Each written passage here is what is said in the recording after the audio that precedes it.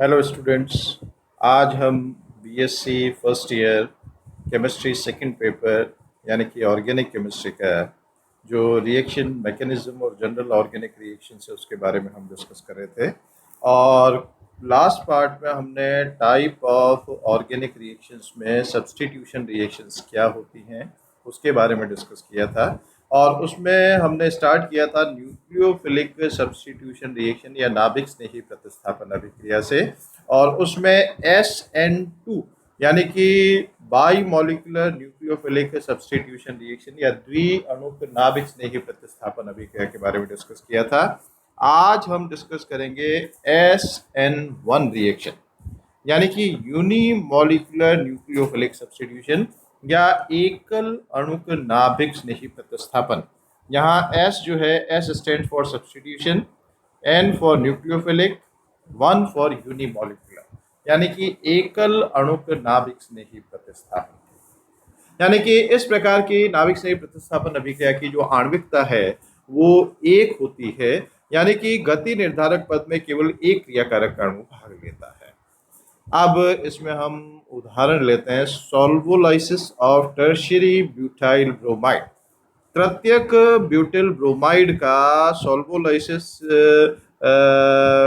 जो है जिसके द्वारा टर्शियरी ब्यूटिल अल्कोहल या तृतीयक ब्यूटिल अल्कोहल प्राप्त होता है, ये है टर्शियरी ब्यूटाइल ब्रोमाइड। इसको हम जलीय क्षार के साथ क्रिया करते हैं एक्वस एल्कली के साथ, तो Br की जगह OH सब्स्टिट्यूट हो जाता है और इस तरह से तृतीयक ब्यूटिल अल्कोहल इसमें प्राप्त होता है। अब इसमें हम क्रिया विधि की बात करें तो इसमें सबसे पहले क्या होता है, जो एल्किल हैलाइड्स में से हैलोजन है वो हैलाइड आयन के रूप में इसमें से निकल जाता है और इस तरह का एक कार्बोकैटायन मध्यवर्ती के रूप में बनता है। पहले पद में अभिक्रिया जो है वो दो पद में होती है और उसमें पहले पद में कार्बन हैलोजन बंध का विसमांश विखंडन या हेट्रोलाइटिक विशन होता है और उसके हेट्रोलाइटिक विशन से कार्बोकैटायन मध्यवर्ती के रूप में बनता है। और ये जो कार्बोकैटायन है वो समतल त्रिकोणीय होता है, प्लेनर ट्राइगोनल होता है, यानी कि इसकी संरचना समतल है और इसके जो तीन बंध है एक समतल त्रिकोण के तीन कोनों की ओर इंगित होते हैं। 3 bonds are directed towards corners of a planar triangle. तो ये जो पद है ये धीमा पद है, स्लो स्टेप है, क्योंकि इसमें कार्बन हैलोजन बंध कब टूटेगा, जब इसको किसी स्रोत से बंध ऊर्जा के बराबर या उससे ज्यादा ऊर्जा प्राप्त हो। तो पहले पद में कार्बोकैटायन मध्यवर्ती के रूप में बनता है और ये धीमा पद है। और क्योंकि ये धीमा पद है तो इसलिए ये गति निर्धारक पद होता है, रेट डिटरमिनिंग स्टेप होता है। अब दूसरे पद में क्या होता है, ये जो कार्बोकैटायन बना है उस कार्बोकैटायन पर कोई भी नाभिक स्नेही या न्यूक्लियोफाइल अटैक करता है। अब इसमें नाभिक स्नेही का आक्रमण जो है वो नाभिक स्नेही का आक्रमण दो स्थानों से हो सकता है, क्योंकि इसमें समतल संरचना है तो नाभिक स्नेही का आक्रमण इस स्थान से भी हो सकता है, नाभिक स्नेही का आक्रमण इस स्थान से भी हो सकता है। तो दो अलग अलग उत्पाद का मिश्रण प्राप्त होता है। एक में जो नाभिक स्नेही है वो लेफ्ट साइड में अटैच होता है, एक में जो नाभिक स्नेही है वो राइट साइड में अटैच होता है। और ये जो पद है ये तीव्र पद होता है, फास्ट स्टेप होता है, क्योंकि इसमें अब जो अभिक्रिया है वो आयंस के बीच में हो रही है। जो कार्बोकैटायन है उस पर न्यूक्लियोफाइल या नाभिक स्नेही आक्रमण करता है, तो ये पद जो है वो तीव्र पद है, फास्ट स्टेप है। तो इसमें जल यदि हम ले रहे हैं तो इस तरह से होगा, और यदि जलीय क्षार ले रहे हैं तो OH माइनस आयन यहाँ पर न्यूक्लियोफाइल है, वो OH माइनस आयन न्यूक्लियोफाइल जो है वो डायरेक्ट लेफ्ट या राइट साइड से अटैक करके इस तरह से दो उत्पाद का मिश्रण देता है। और यदि हम जल काम में ले रहे हैं तो फिर proton transfer complete the reaction, इसमें प्रोटॉन ट्रांसफर होता है, जल का एक और अणु जो है वो प्रोटॉन ग्रहण कर लेता है हाइड्रोनियम आयन के रूप में और इस तरह का तृतीयक ब्यूटिल अल्कोहल प्राप्त होता है।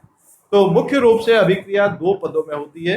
पहले पद में जैसा कि हमने डिस्कस किया, कार्बन हैलोजन बंध का विसमांश विखंडन हेट्रोलाइटिक विशन होता है, कार्बोकैटायन बनता है और ये धीमा पद है इसलिए ये गति निर्धारक पद है।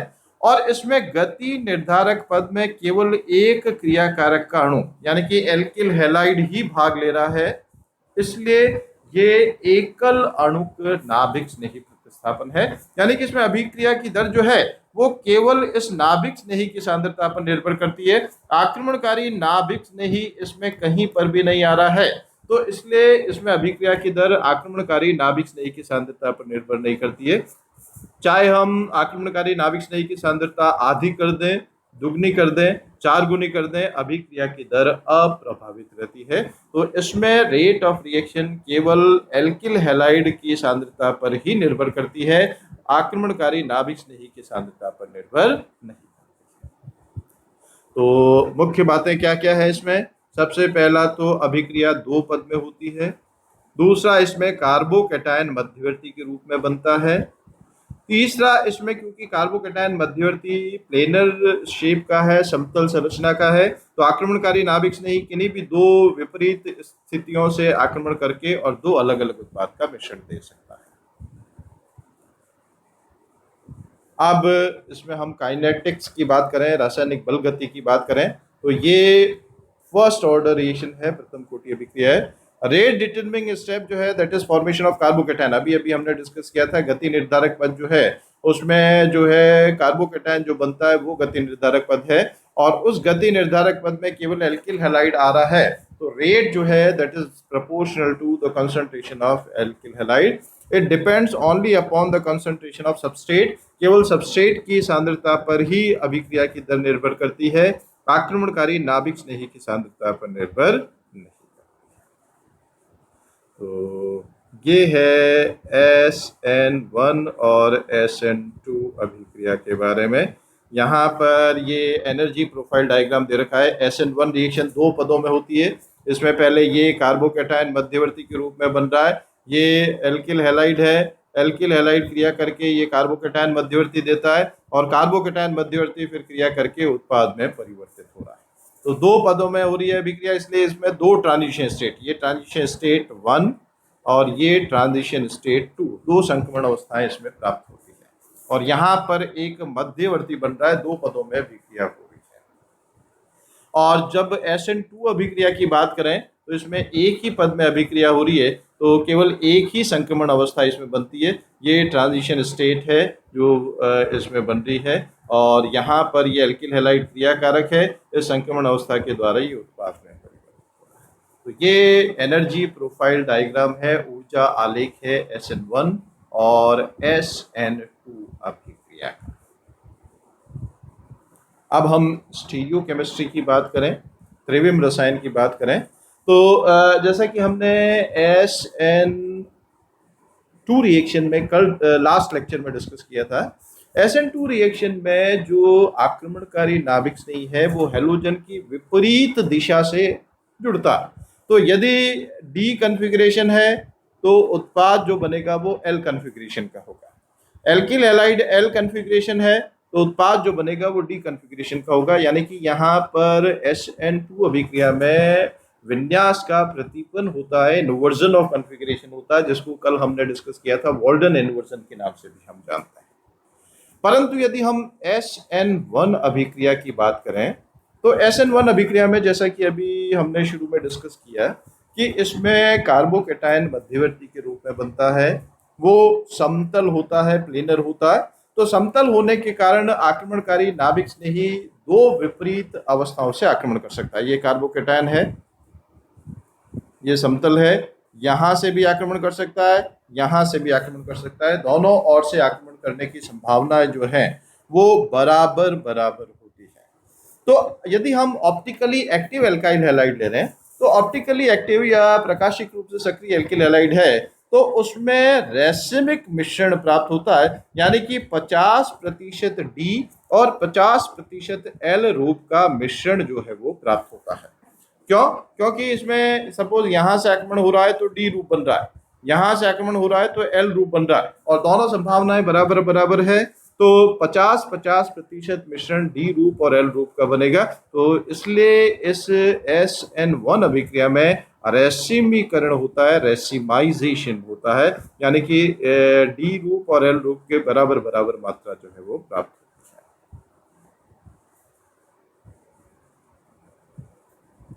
अब हम फैक्टर्स या कारक जो कि अभिक्रिया की दर को प्रभावित करते हैं वो हम बात करें। तो अब हम इसमें सब्स्टिट्यूएंट का इफेक्ट होता है, न्यूक्लियोफाइल का इफेक्ट होता है, नाभिक स्नेही किस प्रकार का है, लीविंग ग्रुप छूटने वाला समूह जो हैलोजन है वो किस प्रकार का है, और सॉल्वेंट इफेक्ट, सॉल्वेंट हम कौन सा काम में ले रहे हैं वो भी अभिक्रिया की दर को प्रभावित करता है। तो अब हम पहले बात करें SN1 अभिक्रिया की, जिसमें मध्यवर्ती के रूप में कार्बोकेटायन प्राप्त होता है। तो अब इसमें जो अभिक्रिया की दर है that is govern by electronic factor. इसमें मेनली इंडक्टिव इफेक्ट या प्रेरक प्रभाव जो है वो अभिक्रिया की दर को प्रभावित करते हैं। यदि तृतीयक एल्किल हैलाइड है तो तृतीयक एल्किल हैलाइड से जो कार्बोकेटायन बनेगा वो तृतीयक कार्बोकेटायन बनेगा, क्योंकि हैलोजन जिस कार्बन से जुड़ा होता है उसी कार्बन पर धनावेश है। तृतीयक एल्किल हैलाइड यानी कि हैलोजन तृतीय कार्बन से जुड़ा है, तो उस केस में जो कार्बोकेटायन बनेगा वो तृतीयक कार्बोकेटायन होगा। और तृतीयक कार्बोकेटायन इन तीन एल्किल समूहों के प्लस आई प्रभाव के कारण से सबसे अधिक स्थायी होगा। हम कार्बोकेटायन की स्टेबिलिटी पहले रिएक्टिव इंटरमीडिएट्स में डिस्कस कर चुके हैं। तो तृतीयक एल्किल हैलाइड से तृतीयक कार्बोकेटायन बनेगा जो कि सबसे अधिक स्थायी होने के कारण सबसे आसानी से बनेगा। तो इसलिए इन SN1 अभिक्रिया में तृतीयक एल्किल हैलाइड सबसे अधिक क्रियाशील होता है। फिर द्वितीयक कार्बोकेटायन जो है वो द्वितीयक एल्किल हैलाइड से बनेगा, वो अपेक्षाकृत कम स्टेबल है तो उसकी रिएक्टिविटी उससे कम होगी, प्राथमिक की और कम होगी और मैथिल की और भी कम होगी। तो जितना स्थायी कार्बोकेटायन बनेगा वो उतनी ही आसानी से बनेगा और उसकी क्रियाशीलता उतनी ही अधिक होगी। तो SN1 अभिक्रिया में तृतीयक एल्किल हैलाइड सबसे अधिक क्रियाशील होते हैं और मैथिल एल्किल हैलाइड सबसे कम क्रियाशील होते हैं, क्योंकि कार्बोकेटायन की स्थायित्व जो है वो एल्किल समूहों के प्रेरक प्रभाव के द्वारा प्रभावित है। अब हम SN2 रिएक्शन की बात करें तो SN2 रिएक्शन में rate is governed by steric factor. त्रिविन्यासी बाधा जो है वो रिएक्टिविटी को इसमें समझा सकती है। और इसमें जैसा कि हमने डिस्कस किया था कि एक पेंटावेलेंट ट्रांजिशन स्टेट बनती है जिसमें इनकमिंग न्यूक्लियोफाइल और आउटगोइंग न्यूक्लियोफाइल, जो निकलने वाला हैलोजन समूह और जुड़ने वाला नाभिक स्नेही दोनों अर्धबंधित अवस्था में होते हैं। और ये कार्बन जो है वो पेंटावेलेंट स्टेट में होता है, उसकी जो संयोजकता होती है वो 5 होती है। तो अब इसमें तृतीयक एल्किल हैलाइड की यदि हम बात करें तो कार्बन से ऑलरेडी 3 बड़े बड़े एल्किल समूह जुड़े हुए हैं। कार्बन एक छोटा सा परमाणु है, उससे 3 बड़े बड़े एल्किल समूह और जुड़े हुए हैं और एक बड़ा हैलोजन परमाणु भी उससे जुड़ा हुआ है। तो आक्रमणकारी नाभिक स्नेही के लिए पर्याप्त स्थान उपलब्ध नहीं हो पाता है त्रिविन्यासी बाधा के कारण या स्टेरिक हिंड्रेंस के कारण। तो इस केस में तृतीयक एल्किल हैलाइड सबसे कम क्रियाशील होते हैं। अब यदि हम प्राथमिक एल्किल हैलाइड की बात करें तो यहाँ पर केवल एक एल्किल समूह है और 2 जगह छोटे छोटे हाइड्रोजन परमाणु है। तो इसमें त्रिविन्यासी बाधा कम है, तो इस कारण से इसमें आक्रमणकारी नाभिक स्नेही जो है वो आसानी से अटैक करके कार्बन पर संक्रमण अवस्था ट्रांजिशन स्टेट बना सकता है, तो उसकी क्रियाशीलता अधिक होगी। और मैथिल समूह है तो यहाँ पर भी R की जगह H जुड़ा हुआ है, तो और भी आसानी से आक्रमणकारी नाभिक स्नेही अटैकिंग न्यूक्लियोफाइल अटैक कर सकता है। तो इसलिए इसमें मैथिल एल्किल हैलाइड सबसे ज्यादा क्रियाशील होता है टुवर्ड्स SN2 और तृतीयक जो है वो सबसे कम क्रियाशील होता है, जिसको हम त्रिविन्यासी बाधा या स्टेरिक हिंड्रेंस के द्वारा समझा सकते हैं। तो SN2 अभिक्रियाओं में मैथिल हैलाइड सबसे ज्यादा क्रियाशील और तृतीयक एल्किल हैलाइड सबसे कम क्रियाशील होता है, जबकि SN1 अभिक्रिया में उल्टा होता है, तृतीयक एल्किल हैलाइड सबसे ज्यादा क्रियाशील और मैथिल हैलाइड सबसे कम क्रियाशील होता है। और इसको हम इस फिगर के द्वारा समझा सकते हैं। अब नेचर ऑफ न्यूक्लियोफाइल, नाभिक स्नेही कौन सा आक्रमण कर रहा है उस पर भी अभिक्रिया की दर निर्भर करती है। न्यूक्लियोफाइल इज ए न्यूट्रल और नेगेटिवली चार्ज स्पीसीज, जिसको हम लुईस बेस या लुईस शार भी कहते हैं। नाभिक स्नेही जो है वो इलेक्ट्रॉन धनी होते हैं, उन पर या तो ऋणावेश होता है या उदासीन होते हैं, और वो लुईस शार की कैटेगरी में आते हैं। Anions are usually more reactive than neutral, यानी कि नेगेटिवली चार्ज जो न्यूक्लियोफाइल होते हैं, जैसे हाइड्रोक्साइड आयन, साइनाइड आयन इत्यादि इत्यादि, वो अधिक क्रियाशील होते हैं, अधिक प्रबल नाभिक स्नेही होते हैं as compare to neutral nucleophile. Neutral nucleophile कौन कौन से हैं? जैसे अमोनिया है, अमीन है, वाटर है, जिसमें ऑक्सीजन पर या नाइट्रोजन पर लोन पेयर इलेक्ट्रॉन होता है। तो वो जो है वो अपेक्षाकृत दुर्बल नाभिक स्नेही या वीक न्यूक्लियोफाइल्स कहलाते हैं। मोर बेसिक न्यूक्लियोफाइल्स रिएक्ट फास्टर, जो न्यूक्लियोफाइल अधिक क्षारी होते हैं वो उतने ही तीव्रता के साथ क्रिया करते हैं। अब इसमें हम ऑर्डर ऑफ न्यूक्लियोफिलिसिटी देखें तो NH2 minus, then RO minus, then OH minus, then RNH minus, then phenoxide ion, then NH3 minus, then pyridine, then fluoride and then water. और इसी तरह से इन पोलर प्रोटिक सॉल्वेंट जिसमें hydrogen जो है वो जुड़ा हुआ है, अल्कोहल, जल इत्यादि, तो इसमें आयोडाइड जो है वो सबसे प्रबल न्यूक्लियोफाइल होता है, उसकी न्यूक्लियोफिलिसिटी जो है वो सबसे ज़्यादा होती है, फ्लोराइड की सबसे कम होती है। परंतु एप्रोटिक सॉल्वेंट लें तो एप्रोटिक सॉल्वेंट में ये जस्ट रिवर्स हो जाता है, फ्लोराइड की न्यूक्लियोफिलिटी सबसे ज़्यादा होती है और आयोडाइड की सबसे कम।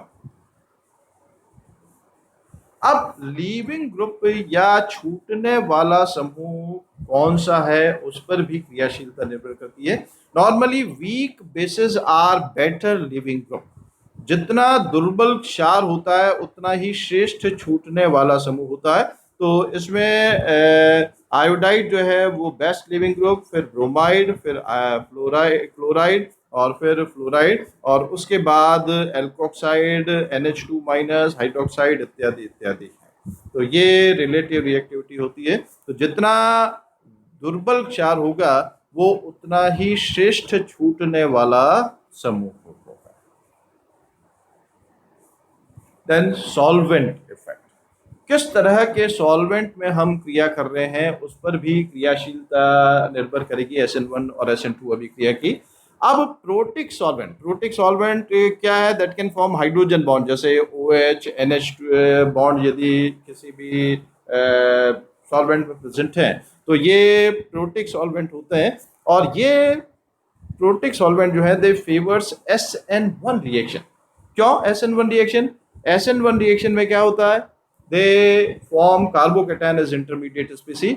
तो वो प्रोटिक सॉल्वेंट क्या करेंगे? इस कार्बोकेटायन को स्टेबलाइज कर देंगे, और कार्बोकेटायन स्टेबलाइज होगा तो वो अपेक्षाकृत आसानी से बनेगा, यानी कि क्रियाशीलता जो है वो ज़्यादा होगी। तो जो प्रोटिक सॉल्वेंट्स होते हैं वो प्रोटिक सॉल्वेंट जो है दे फेवर्स SN1 रिएक्शन। जितना ज़्यादा पोलर सॉल्वेंट होगा उसमें SN1 रिएक्शन की रिएक्टिविटी उतनी ज़्यादा होगी, क्योंकि वो पोलर सॉल्वेंट जो कार्बोकेटायन बनेगा उसको सॉल्वेशन के द्वारा स्टेबलाइज कर देगा या हाइड्रोजन बॉन्ड के द्वारा स्टेबलाइज कर देगा। अब जो एप्रोटिक सॉल्वेंट होते हैं which does not contain OH group और NH ग्रुप, तो एप्रोटिक सॉल्वेंट जो है दे फेवर्स SN2 रिएक्शन। उसमें जो SN2 अभिक्रिया की क्रियाशीलता है वो ज़्यादा होगी। तो जितना एप्रोटिक सॉल्वेंट होगा that will favour SN2 reaction. तो ये है SN1 और SN2 अभिक्रिया के बारे में। इनको यदि हम कंपेयर करें तो SN1 अभिक्रिया जो है वो 2 पदों में होती है, SN2 अभिक्रिया 1 पद में होती है। SN2 अभिक्रिया में संक्रमण अवस्था या ट्रांजिशन स्टेट बनती है, जबकि SN1 अभिक्रिया में कार्बोकेटायन प्राप्त होता है। रिएक्टिविटी जो है वो तृतीयक एल्किल हैलाइड की सबसे ज़्यादा होती है SN1 अभिक्रिया में, और रिएक्टिविटी मैथिल हैलाइड की सबसे ज़्यादा होती है SN2 अभिक्रिया में। और नेचर ऑफ न्यूक्लियोफाइल और नेचर ऑफ सॉल्वेंट डिसाइड करते हैं कि which will be favourable, SN1 अभिक्रिया फेवरेबल होगी या SN2 अभिक्रिया फेवरेबल। तो ये सारा कुछ है न्यूक्लियोफिलिक सब्स्टिट्यूशन रिएक्शंस के बारे में। इससे रिलेटेड कई क्वेश्चन जो हैं एग्जाम्स में बीएससी लेवल पर और कॉम्पिटिटिव एग्जाम्स में भी पूछे जाते हैं। अब आगे हम इसमें दूसरे टाइप ऑफ सब्स्टिट्यूशन रिएक्शन यानी कि इलेक्ट्रोफिलिक सब्स्टिट्यूशन और फ्री रेडिकल सब्स्टिट्यूशन के बारे में डिस्कस करेंगे, जिसको हम हमारे नेक्स्ट लेक्चर में डिस्कस करेंगे। Thank you.